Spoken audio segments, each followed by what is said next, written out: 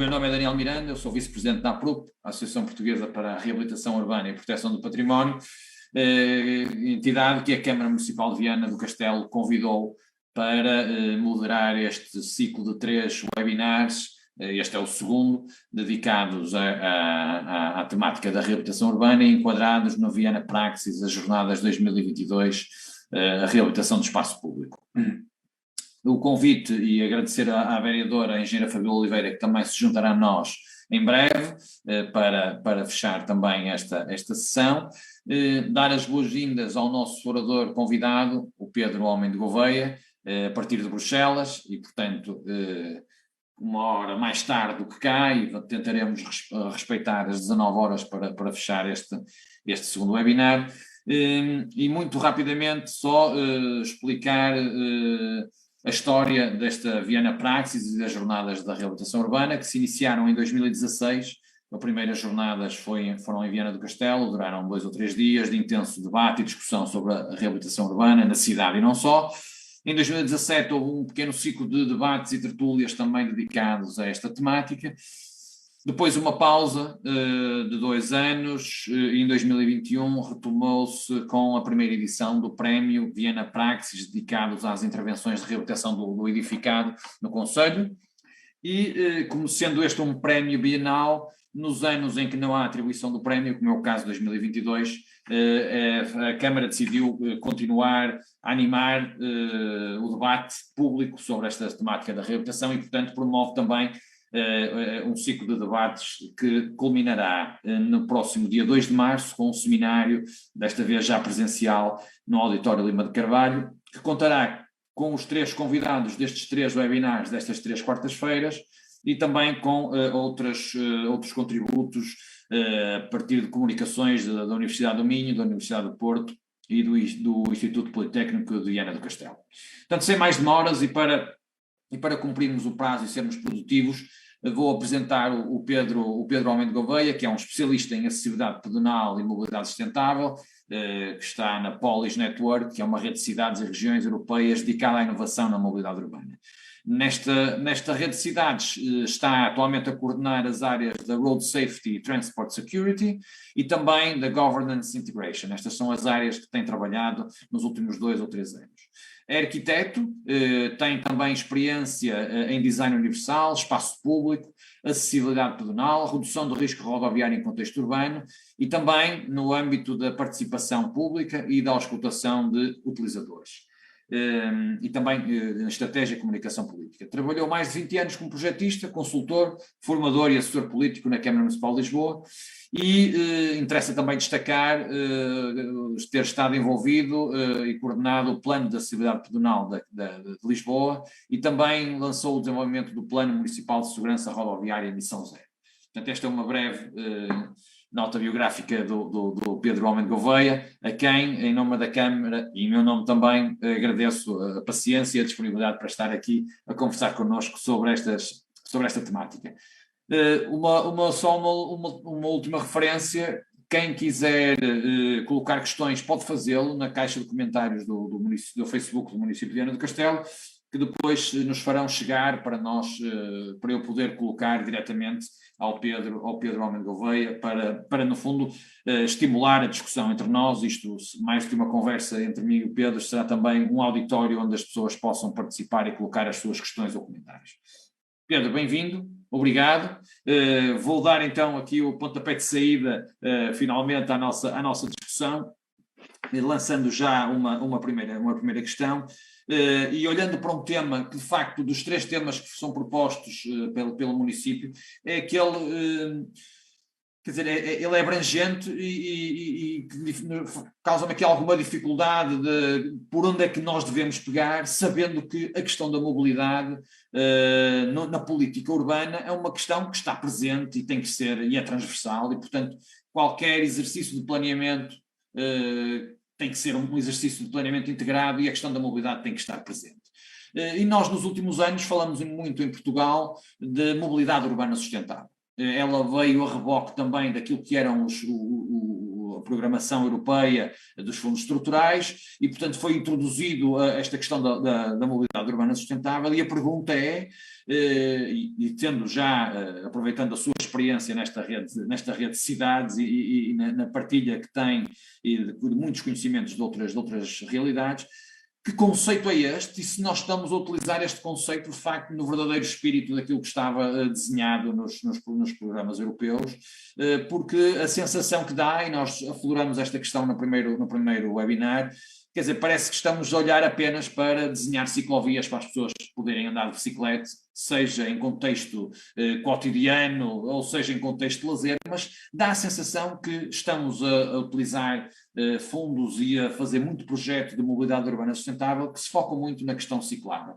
E, portanto, a pergunta é esta: o que é este conceito? O que é que deve ser este conceito? Se calhar é o mais interessante. E como é que ele deve ser introduzido no planeamento das cidades? E, portanto, esta seria a primeira questão, agradecendo uma vez mais a sua participação. Força, Pedro. Nós tínhamos combinado que era só perguntas fáceis. Não. É verdade. Não.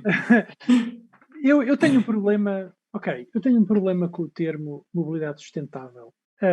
Por uma razão, por duas razões muito simples. Em primeiro lugar, porque eu acho que não é só o sustentável do ponto de vista ambiental que está em causa, é também o sustentável do ponto de vista social, é também o sustentável do ponto de vista económico, é também o sustentável do ponto de vista da segurança. E, portanto, é importante, quando nós falamos de mobilidade sustentável, não pensarmos que é apenas a questão da emissão de gases poluentes, porque vai muito para além disso, ok? E também percebermos que a mobilidade, para ser sustentável, tem que ser segura, porque sabemos também que um dos grandes problemas para as pessoas andarem mais ou andarem de bicicleta ou usarem mais o transporte público, etc., é o medo, ou a insegurança a que as pessoas estão sujeitas quando não estão dentro de uma jaula de aço que pesa 1 tonelada e que tem 4 rodas, a que nós chamamos carro. Os grandes progressos que temos observado ao longo das últimas 2, 3 décadas em matéria de segurança rodoviária têm beneficiado, sobretudo, quem está dentro do habitáculo do carro, portanto, condutores e passageiros, e ainda há muito por fazer aí, mas, em todo o caso, os progressos que têm havido têm beneficiado, sobretudo, quem está dentro dos carros, e o que se verifica é que tem havido muito pouco progresso para todas o resto das pessoas que estão fora dos carros. E, portanto, quando nós falamos de mobilidade sustentável, é importante perceber, antes de mais, que não é só uma questão de ser verde. É também perceber que, para ser verde, não basta apontarmos a bateria à poluição. Há uma série de outras coisas que têm que ser feitas.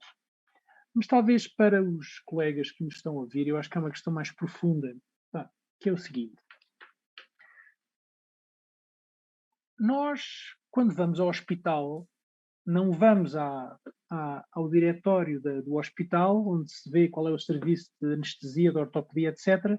Não vamos ver lá, no piso 4 é a medicina saudável.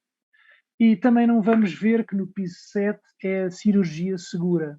Nós vamos ao hospital porque temos a expectativa, e justificada, de que no hospital os profissionais que lá trabalham se esforçam para estarem atualizados e para aplicar as técnicas mais recentes, mais avançadas, comprovadamente seguras, que existem para a sua profissão.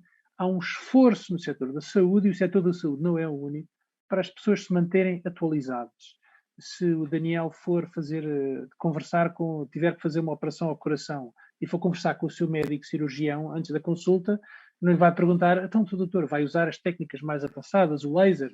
E o médico não lhe vai dizer: não, eu vou usar a técnica que aprendi quando saí da faculdade em 1980. Tem resultado sempre bem, não é? Para que é que agora eu vou mudar? E os técnicos que trabalham na área do planeamento urbano, do planeamento de transportes, da gestão de transportes, de projeto e gestão de espaço público, entre os quais eu me incluo, nós temos de facto de fazer um esforço para nos mantermos atualizados e para olhar a mobilidade sustentável não como uma moda ou uma subcaracterística da mobilidade, não, como a mobilidade como deve ser feita hoje. Da mesma maneira que a medicina não é a medicina saudável, já não se fazem sangrias, não é?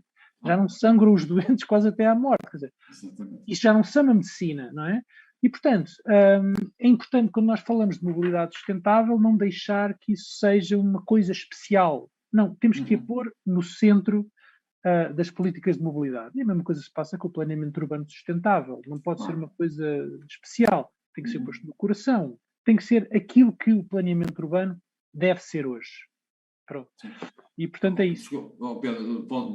Desculpa interromper, mas isto assim será mais dinâmico, mas posso depreender das tuas palavras que este conceito de mobilidade urbana sustentável poderá querer significar introduzir aqui uma alteração no nosso paradigma de vida, que é deixarmos de olhar para as cidades tão formatadas para o automóvel e introduzir aqui todas as outras componentes da mobilidade, ou seja, porque eu acho que isto é uma ambição que nós devíamos ter, olhar essencialmente para os centros, não é?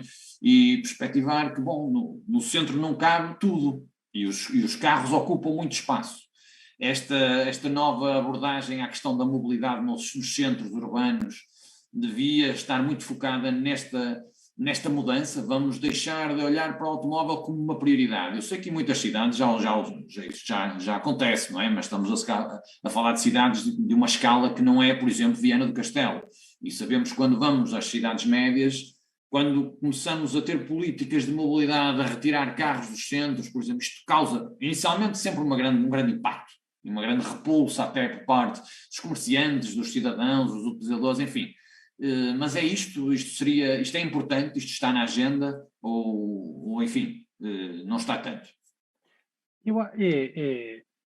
É muito importante começarmos pelos factos.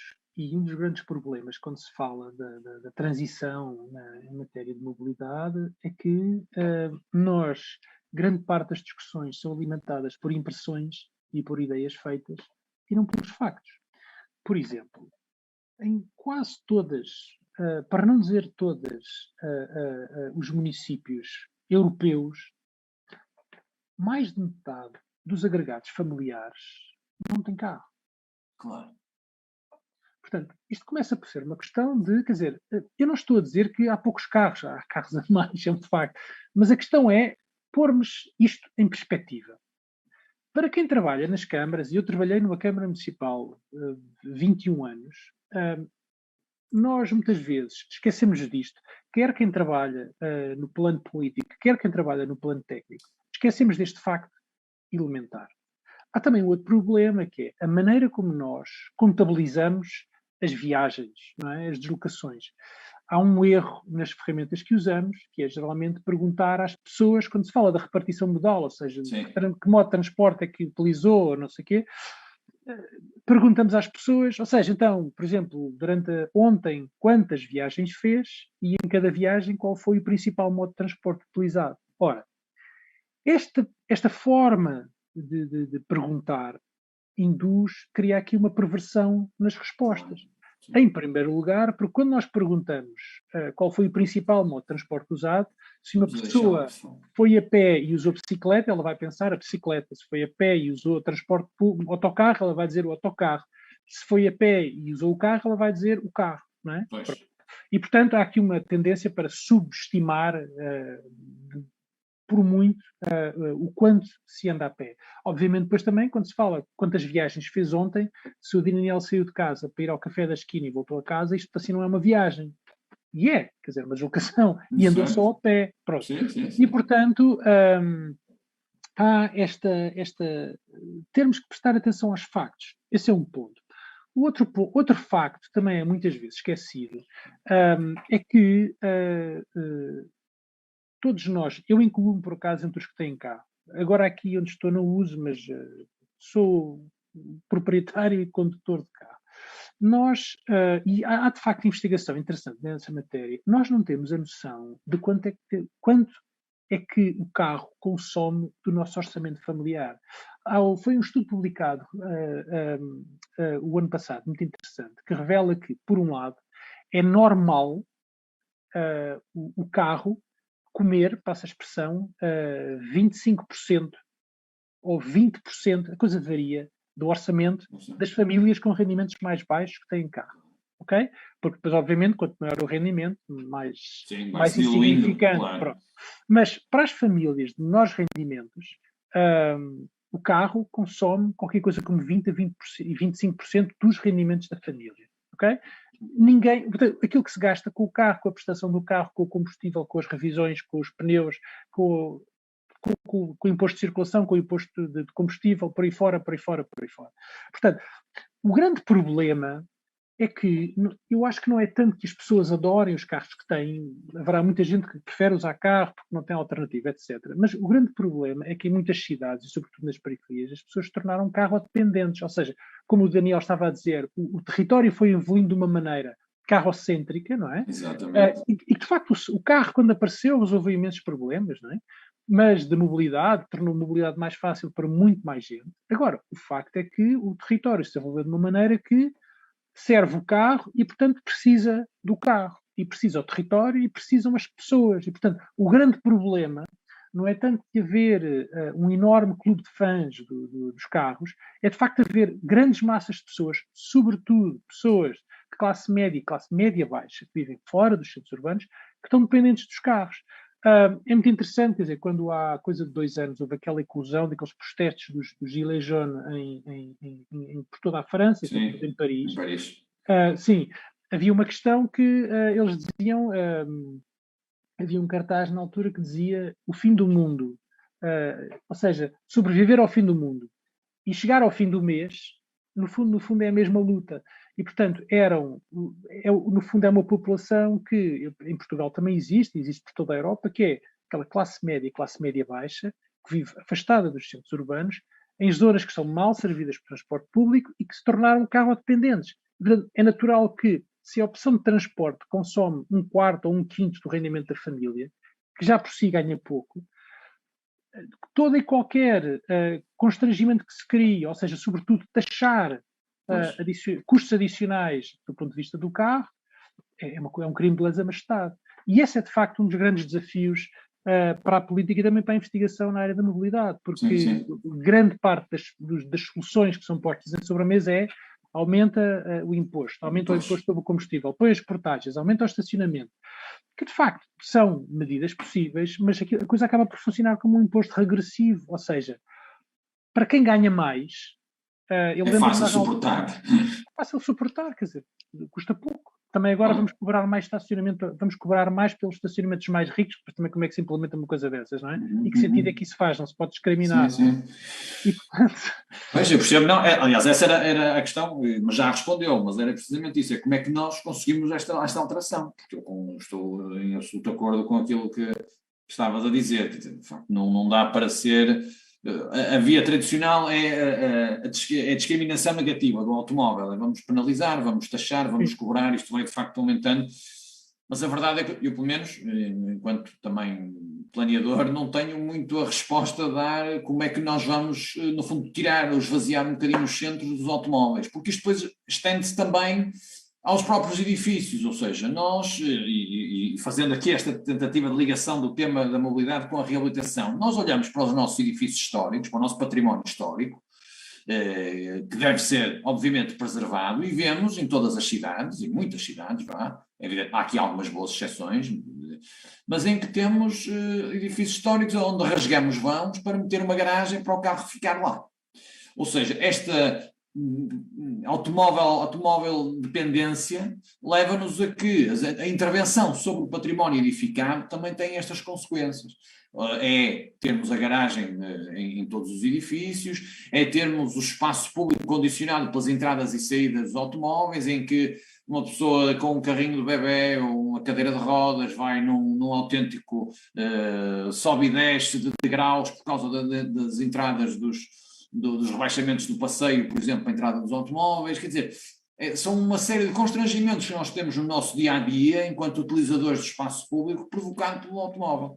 E, de facto, se não temos também uma política de transporte público que sirva toda a cidade e o concelho, também isto é difícil contrariarmos esta tendência. Eu não tenho resposta como é que nós lá chegamos, mas eu acho que estamos a conseguir identificar o problema.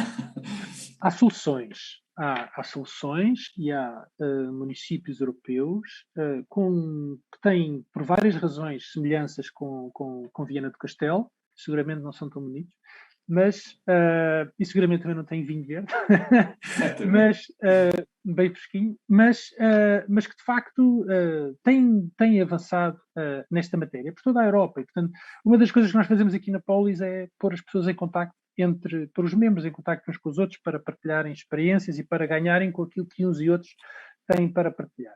Eu penso que há aqui 5 pontos que é fundamental ter claro e muito brevemente. Em primeiro lugar, o espaço é um recurso finito. Pronto. Claro. E, portanto, a grande questão, quando nós queremos favorecer um modo de transporte em detrimento do outro, ou quando queremos sim, ou seja, o espaço é um recurso finito que está distribuído de uma forma completamente desigual. Grande parte do espaço está entregue ao monopólio do automóvel privado. E, portanto, esse é, para começar, o grande problema, é a desigualdade na distribuição do espaço. Se nós quisermos corrigir este desequilíbrio, nós vamos ter que, obviamente, como o espaço é um recurso finito, para dar a uns, temos que tirar a outros. Agora, não é uma questão de propriamente tirar, é de corrigir um desequilíbrio. Ponto número 2. A questão do cortar no automóvel e apoiar o transporte público. Esta questão parece ser uma daquelas coisas do ovo e da galinha, mas não é. O que é que veio primeiro, o ovo ou a galinha, não é? Não. Nós aqui sabemos o que é o ovo e o que é a galinha, e aqui o ovo vem primeiro, que é assim. Nós, não é possível dizer que então vamos melhorar o transporte público primeiro e depois então vamos cortar no carro. Isso matematicamente não é possível por uma razão muito simples. O grande problema para o funcionamento do transporte público, o grande fator prejudicial para a frequência, a confiabilidade dos horários, os tempos de deslocação, os custos do transporte público, é justamente o facto de haver o monopólio do carro privado sobre o espaço público, as estradas, estacionamento, etc. Portanto, falem com qualquer operador de transporte público, o grande problema do transporte público é o carro privado, que torna completamente, que congestiona, que o estacionamento em segunda fila, que prejudica o serviço às paragens, e por aí fora, e por aí fora, e por aí fora. Portanto, a ponta para onde tem que se pegar é muito simples, tem que se melhorar o transporte público à custa do transporte privado. Podem ser proibir o estacionamento. E há várias medidas, não há aqui uma bala de prata. Há várias medidas, algumas delas são, como se diz, fruta pronta para apanhar, quer dizer, que ninguém vai ter coragem de criticar. Em terceiro lugar, é que também percebermos que o transporte público tem, de facto, de ser aqui o esteio desta alternativa, mas um autocarro de 60 lugares não é uma ferramenta para ir a todo lado, não é? Claro. Pronto, também é um bocadinho como dizia como dizia, acho que era o Einstein, para quem tem um martelo na mão, tudo lhe parece um prego, não é? E, portanto, também não vai a tudo com autocarros de 60 lugares. Há aqui, nomeadamente, por exemplo, ou seja, em zonas suburbanas, periurbanas, onde há mais baixa densidade, zonas onde há maiores picos de procura, portanto, nos movimentos de pendulares. Portanto, essas zonas, nós temos que inovar, criando outros tipos de serviço, a que também podemos chamar transporte público. Quem exatamente os presta é outra questão, mas isso já se pode falar. E pode ser, por exemplo, aquilo que se chama o Demand Responsive Transport, que é, por exemplo, imagina o que é o cruzamento entre um táxi e um autocarro. Quer dizer,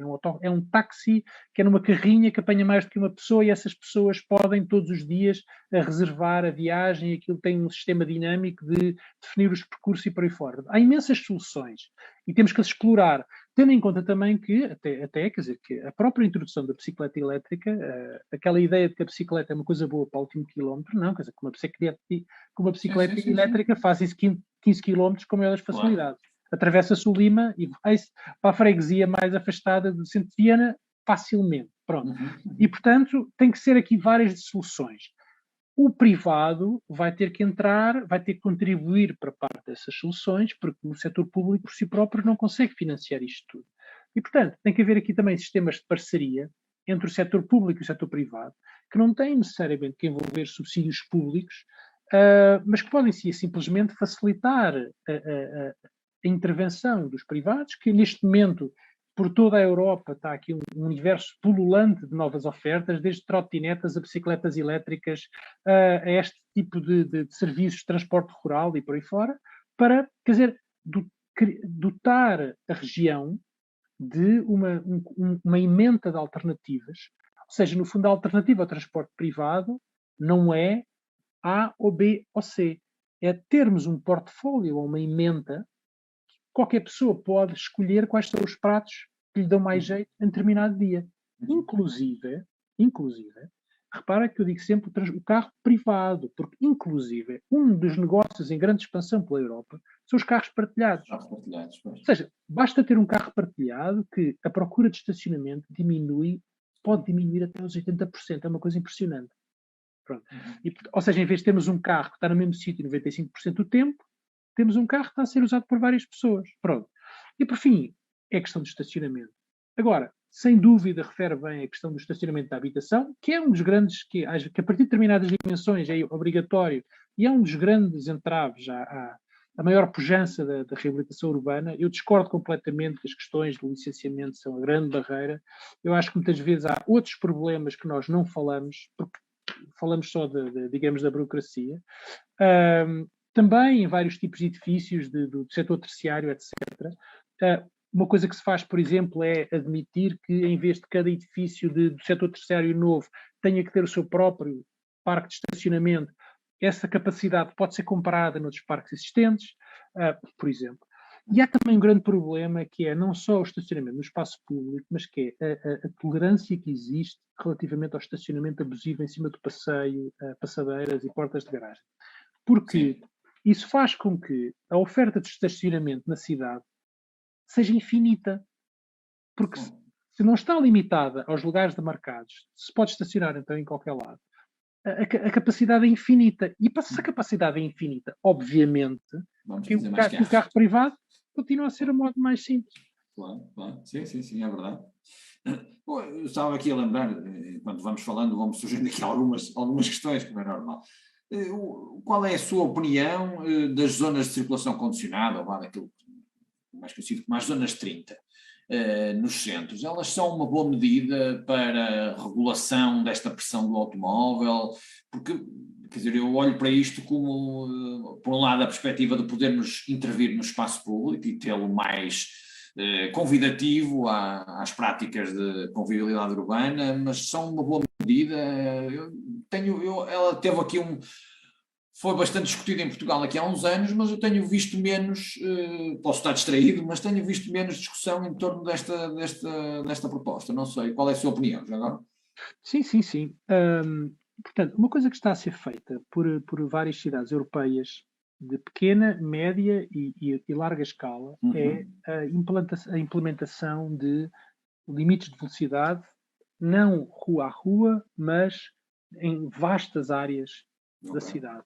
No caso de Paris, por exemplo, eles agora estão a avançar com um esquema que não sei quantos milhares de metros quadrados, de hectares são, mas é toda a área central de Paris vai ter um limite de velocidade de 30 km/h.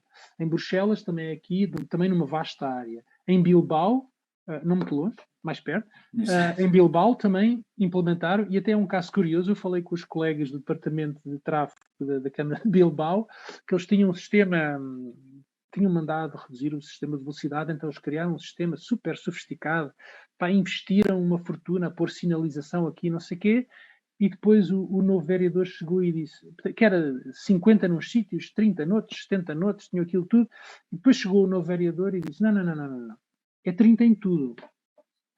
E então eles pensavam, agora vai ser uma fortuna trocar os sinais todos. Basicamente o que eles tiveram que fazer foi tirar todos os sinais do centro e basicamente pôr no perímetro da cidade 30. Exato. Ela diz que foi uma grande poupança. Pronto. Mas, portanto, isto é uma das coisas que está a ser feita. Porquê? Porque nós sabemos que reduzir a velocidade é a forma mais rápida e mais eficaz de reduzir o número, reduzir em quantidade e em gravidade a sinistralidade rodoviária, nomeadamente o número de atropelamentos, ou seja, conseguimos reduzir o número de atropelamentos e também o número de mortes e de feridos graves. Essa é a primeira coisa. Em segundo lugar, porque reduzir a velocidade é a melhor forma de nós conseguirmos desbloquear o potencial do espaço público. Fala-se muito das ciclovias.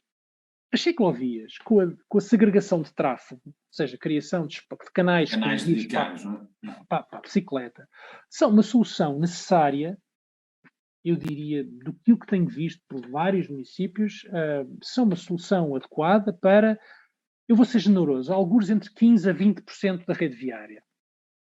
Porque nos restantes 80% da rede viária não dá para pôr ciclovias. Quer dizer, não se vai pôr uma ciclovia numa rua residencial. Aquilo que tem que se... E, portanto, o que é que se vai fazer? Não interessa? Não. Aquilo que nós temos que fazer no restante 80% da rede viária é criar condições de segurança para que as pessoas possam andar de bicicleta na faixa de rodagem. Exato. Claro. É a coexistência. Exatamente. E a única maneira de coexistir é reduzir a velocidade. Portanto, estas são as duas razões. Aquela ideia que nós temos de que reduzir a velocidade vai aumentar o congestionamento, isso, na realidade, é uma daquelas ideias feitas dos transportes que, quando nós vamos ver os factos, é ao contrário. É muito engraçado. Porque, por exemplo, em primeiro lugar, não vai aumentar os tempos de deslocação. Porque quando nós fazemos as contas, qual é a diferença em termos de tempo de percorrer 5 km a 50 km hora ou 5 km a 30 km hora, a diferença em termos de tempo é ridícula. Eu não vou fazer aqui as contas, senão acontece como o primeiro-ministro, quando estava a calcular o PIB, dizia a fazer as contas. Não é? Portanto, eu não vou fazer isso. Mas façam as contas que vale a pena. Meçam o perímetro, meçam o diâmetro do centro urbano, da zona urbana de Viana. Meçam e depois, em abstrato, calculem. Para ir de uma ponta à outra, a 30 km hora, a 50 km hora ou a 70 km hora. Em teoria, sem paragens. A diferença é ridícula. Mas depois, façam ainda uma outra experiência, que é, considerando que nós, se atravessarmos Viana de uma ponta à outra, vamos passar por não sei quantos cruzamentos, em alguns casos com semáforos, etc., realmente, qual é a diferença, em termos percentuais, de tempo que se perde, ou de tempo que aumenta a deslocação? É ridículo. É ridículo. E, portanto, essa é uma coisa. Agora, e depois isto liberta o potencial, agora, não apenas para o andar de bicicleta, para os miúdos andarem na rua, quando nós temos, se queremos ter menos velocidade, temos também que implementar medidas físicas da calmia de tráfego. E grande parte destas medidas físicas da calmia de tráfego consistem em quê? Em recuperar espaço que atualmente está, digamos que, entregue à ditadura do Alcatrão. E os sítios onde nós vemos projetos mais interessantes e mais económicos de revitalização do espaço público, portanto, de reabilitação da cidade, é justamente coligados com esta iniciativa de reduzir as velocidades e para garantir que os novos limites são de facto respeitados, tira-se espaço. Nós fizemos várias destas intervenções em Lisboa, quando estava com a equipa do Plano da Cidade Pedonal. Daniel, e só para dar um exemplo, num bairro que é super denso, não há uma única árvore ali na freguesia de Arroios. Estamos a falar de um bairro não há uma única árvore. Nós conseguimos enfiar lá 48 árvores. Numa zona hiper consolidada, com ruas de passeio de 1,5 metro de cada lado, e não dá mais nada. 48 árvores. Com espaço para crescer. Não é? Claro. Isto está tudo ligado, não é? Isso. Eu relembro que quem quiser, quem nos está a ouvir e quem quiser, pode colocar questões aqui na caixa de comentários, e eu aproveito, já tenho aqui uma ou duas. Elas já vêm exatamente na sequência do que estivemos aqui a discutir, mas enfim, vou colocar na mesma. É do Jorge Teixeira, que diz: com centros históricos muito desabitados, zonas empresariais muito periféricas e com a residência muito dispersa, sem uma rede de transportes digna desse nome e com um clima muitas vezes adverso, será possível prescindirmos de um automóvel numa cidade média? Ou temos que inovar o conceito do automóvel e a sua utilização? Esta é a pergunta do Jorge Teixeira, é uma pergunta complexa e que foca algumas das coisas que que já aqui abordamos, mas pronto, no fundo também tem a ver com o modelo territorial, não sei se ele está a referir exatamente a Viana do Castelo, mas enfim, pode ser a Viana ou outros municípios portugueses, não é? Que é termos de facto estes vários polos, estes vários núcleos, o emprego concentrado em zonas empresariais que estão distantes, ou seja, os núcleos geradores de tráfego estão eles muito desligados muitas vezes. Como é que nós conseguimos consertar tudo isto, não é? Eu acho que a pergunta é um pouco esta. Bem, em primeiro lugar, temos de tentar e temos de procurar. É por isso é que nós somos necessários como profissionais, não é? Porque para gerir o status quo não são precisos profissionais. Claro. Portanto, eu penso que a nossa primeira atitude tem que ser, posso não saber, mas vou procurar, vou perguntar, etc. E, portanto, obrigado pela pergunta. Mas para começar, quer dizer, repito, se é para gerir a situação que nós sabemos que não funciona, se é só para gerir, se é para manter tudo igual, não são precisos profissionais. E essa eu penso que tem que ser o nosso ponto de partida. Em segundo lugar, as questões não são tanto quanto parecem, ou seja, quando nós pegamos numa questão e olhamos de outros ângulos, às vezes descobrimos grandes oportunidades. Por exemplo, digamos que há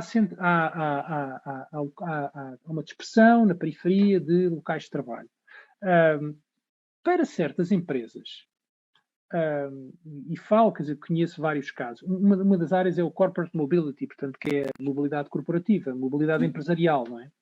Há várias empresas, isto acontecia sobretudo antes do Covid, mas agora eu acho que nós vamos ver isto acontecer novamente.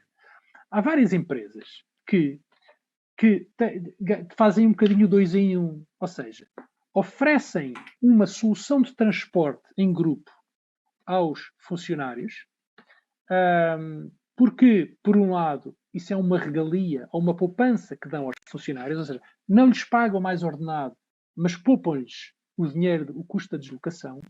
Mas, ao mesmo tempo, isso também dá às empresas a garantia de que o empregado vai lá estar a horas. Não é? Exato. Pronto.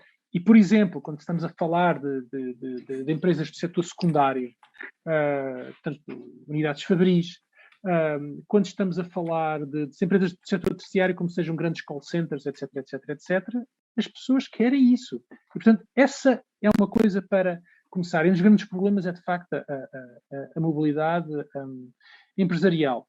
E, por fim, quer dizer, há imensas soluções e várias cidades que já experimentaram soluções para zonas de periferia, como seguramente a que Viana do Castelo tem. Estou aqui a me lembrar-me de Groningen, por exemplo. Também, agora para não exagerar, mas, por exemplo, 60% das deslocações lá são feitas em bicicleta. Eu não estou a dizer que se faz subir de bicicletas até Santa Luzia todos os dias, mas, quer dizer, está mais em Viana, não é? Sim, mas também é uma ideia, com uma bicicleta elétrica é uma facilidade. Com uma bicicleta elétrica já é mais fácil, exatamente.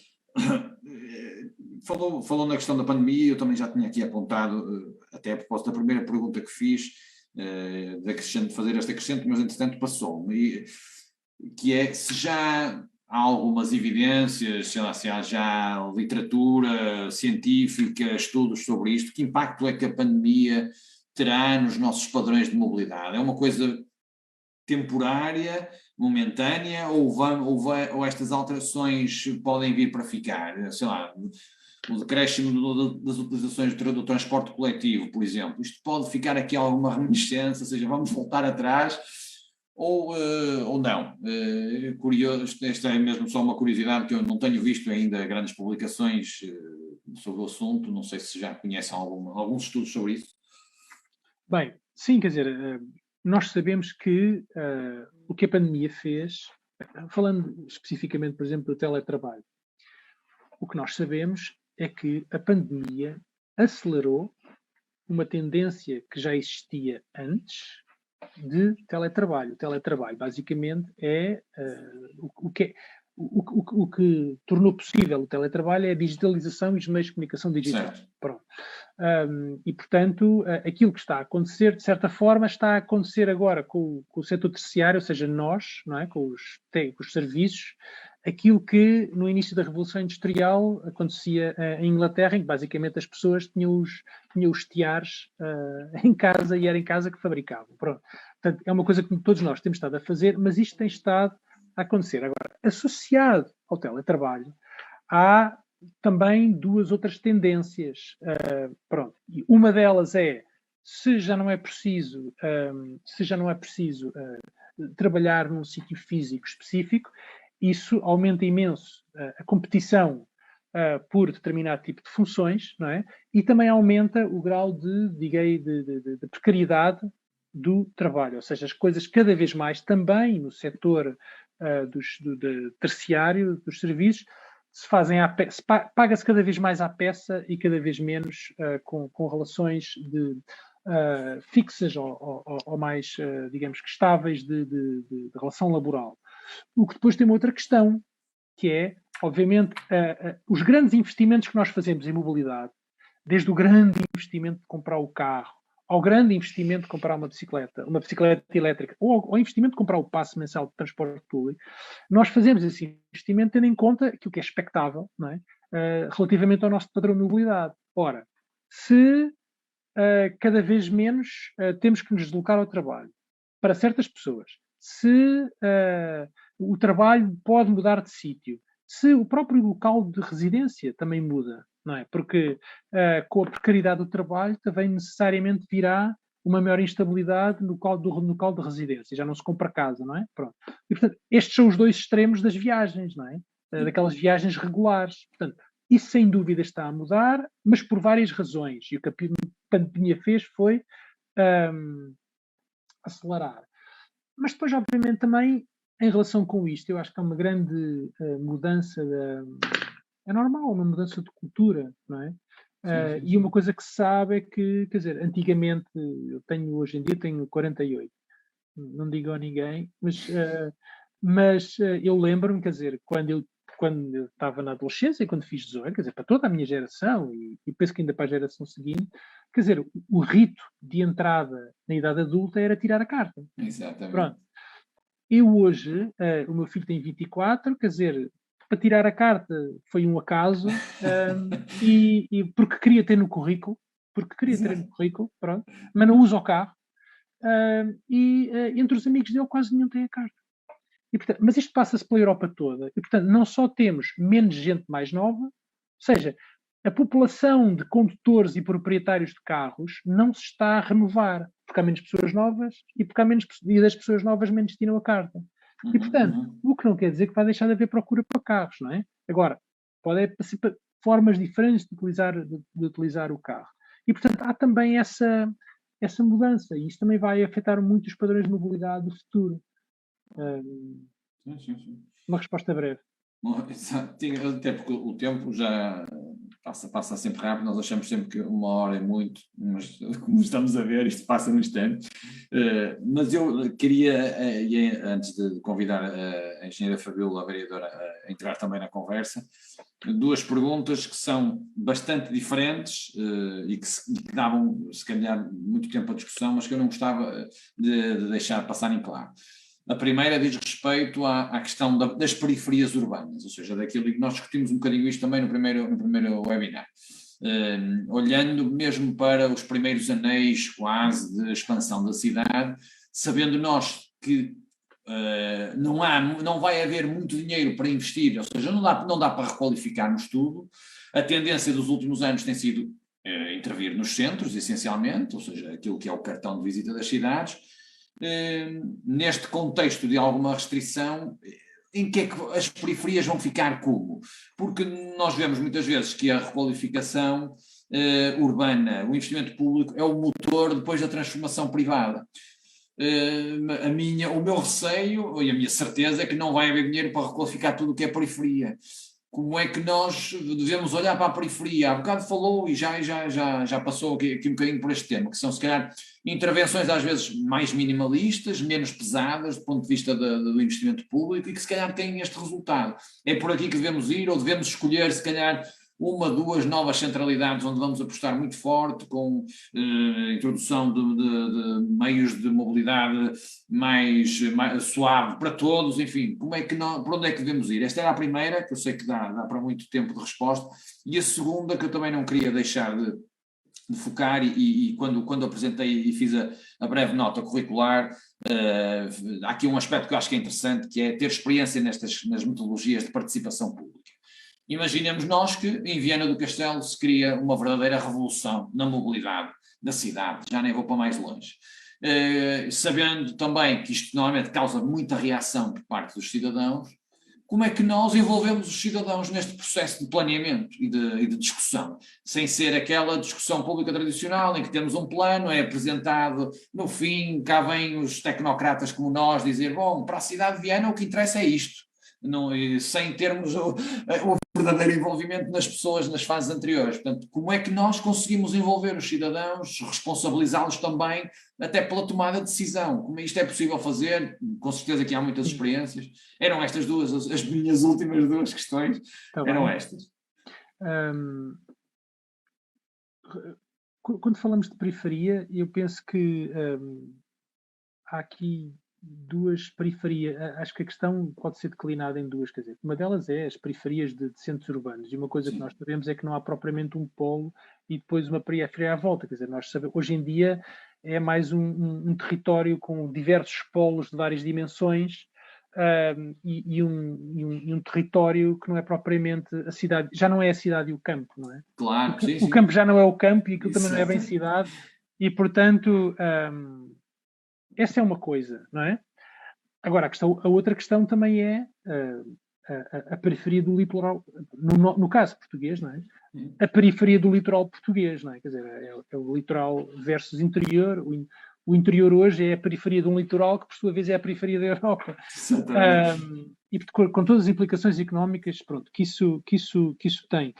E, portanto, relativamente à periferia, portanto, quando nós falamos do que fazer com as periferias, a questão da densificação, ou seja, vamos densificar, vamos aumentar a densidade, porque isso de facto cria massa crítica para criar emprego, para atrair serviços, etc., para tornar centralidades, etc. A densificação, penso eu, tem aqui duas questões. A primeira delas é que densificar, não é? Ou seja, se queremos atrair as coisas, densificar pode ter, é natural que tenha uma consequência também, que é desertificar. Pronto. E esse é também um dos dramas com que nós temos que lidar no nosso país, mas não só, pronto, é por toda a Europa. Portanto, o que é isto? Essa é uma questão para a qual eu, confesso, não tenho resposta. Claro. A única coisa que eu tenho a dizer é que é, de facto, ver bem. Estamos a falar de densificar o quê e como é que conseguimos, mesmo assim, fixar pessoas no território que elas são precisas lá. Pronto. E outra questão é que a densificação, ela pode ser definida em instrumentos de ordenamento do território, mas é um processo longo, não é? As pessoas que residem nas periferias, nós temos que ter soluções para elas hoje.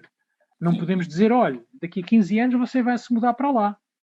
Daqui a 15 anos falamos, não é? Quer dizer, os responsáveis municipais não podem dizer isto à população. E, portanto, as pessoas estão lá. E é com isso que nós temos que trabalhar. Pronto. A questão da acupuntura urbana, de facto, nós também, como o setor público não tem dinheiro para ir a tudo, nós temos que pensar numa lógica da acupuntura, não é?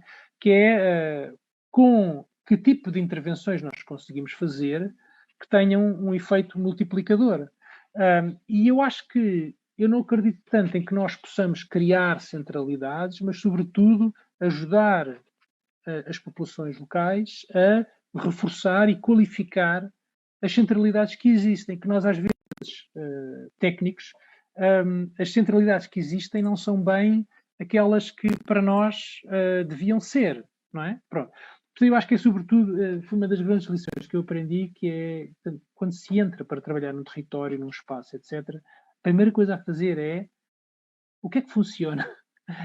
Antes de entrarmos com um olhar de raio-x a ver o que é que está mal, é perceber o que é que funciona e o que é que nós teremos que salvaguardar. Isto para ligar à segunda pergunta também, que é quem melhor para nos explicar isso do que quem está no terreno e quem lá vive e quem lá vai continuar a viver.